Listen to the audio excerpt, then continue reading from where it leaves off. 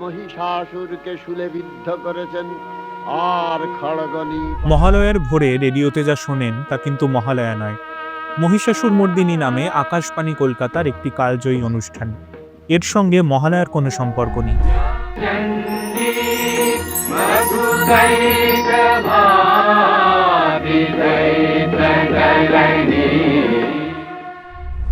মহালয়া কথাটি এসেছে মহৎ আলয় থেকে।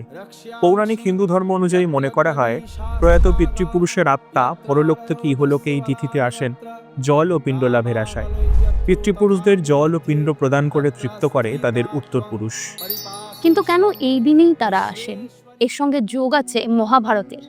মহাভারতে কথিত আছে, দানবীর কর্ণের আত্মা স্বর্গে গেলে তাকে খেতে দেওয়া হয় শুধুই সোনা ও ধনরত্ন। বীর কর্ণ অবাক হয়ে দেবরাজ ইন্দ্রের দ্বারস্থ হন।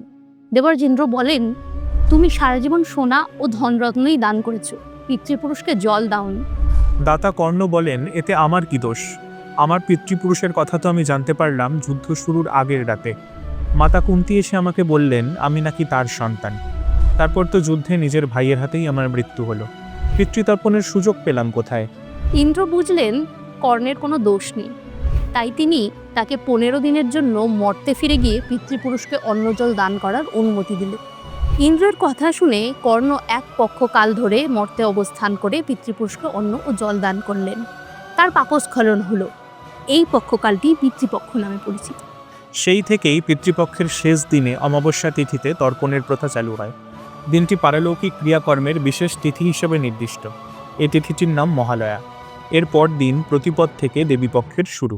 কিন্তু বাণীকুমারের অমোঘ সৃষ্টি, পঙ্কজ কুমার মল্লিকের অনবদ্য সুর এবং সর্বোপরি বীরেন্দ্র কৃষ্ণ ভদ্রের অনন্য কণ্ঠস্বর এবং দৃপ্ত উচ্চারণে চণ্ডীস্তোত্র পাঠ একটি 1.5 ঘন্টার প্রভাতী রেলীয় অনুষ্ঠানকে আসন্ন শারদীয় দুর্গোৎসবের কার্টেন রেজার হিসেবে 1932 সাল থেকে বাঙালি স্থির করে রেখেছে।